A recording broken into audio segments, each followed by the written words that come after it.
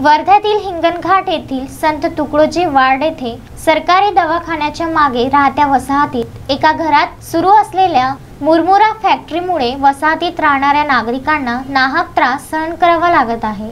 या मुरमुरा फॅक्टरीच्या बायलरमधून निघणारा विषारी धूर व धानाचे सडवलेले पाण्यामुळे येथील नागरिकांना अनेक आजाराचा सामना करावा लागत आहे। या मुरमुरा फॅक्टरीबाबत येथील नागरिकांनी नगर परिषद हिंगणघाटला अनेकदा लिखित तक्रारी सुद्धा केल्या। संबंधित तक्रारीच्या आधारावर नगर परिषदेने 12 सप्टेंबरला सदर फॅक्टरी बंद करण्याचे आदेश सुद्धा दिले। मात्र त्या आदेशाला आज 1 महिन्याचा कालावधी लोटून सुद्धा ही मुरमुरा फॅक्टरी दिवसाढवळ्या राजरोसपणे सुरू आहे।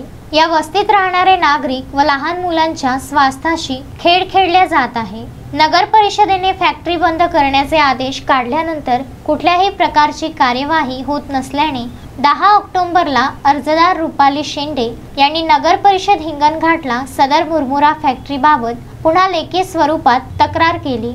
मात्र अद्यापही संबंधित मुरमुरा फॅक्टरी ही नगर परिषदेच्या नाकावर टिचून सुरू आहे। ते मुरमुरा फॅक्टरी चालत आहे। आम्ही वारंवार तक्रारी देऊन पण मागच्या महिन्यामध्ये नगर परिषद हिंगणघाट यांनी फॅक्टरी बंद करायचा आदेश दिला आहे। तरी पण अद्याप फॅक्टरी बंद नाही झाली आहे आणि ही राहती वस्ती आहे आणि इथे साईडनी ग्राउंड आहे। आम्ही ग्राउंडवर प्रॅक्टिस करतो। आम्हाला इथे धुळाचा वास, पाण्याचा आणि याचा खूप त्रास आहे। वारंवार आम्ही तक्रार देऊन पण आमच्यावर काही कारवाई नाही आणि यांनी काही नाही केलं आहे। फक्त आदेश केला, अजून फॅक्टरी अद्याप बंद झाली नाही।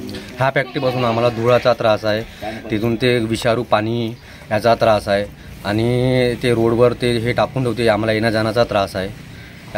आम्हाला इतका त्रास असून आम्ही सगळं तक्रारी दिल्या आहे, तरी पण अद्याप काही नगर परिषदेने याच्यावर ॲक्शन घेतलेली नाही आहे। आमची नगर परिषद हिंगणघाटला विनंती आहे की यांनी लवकरात लवकर ही फॅक्टरी बंद करून आम्हाला न्याय द्यावा। अश्विन शाह, विदर्भ न्यूज, वर्धा।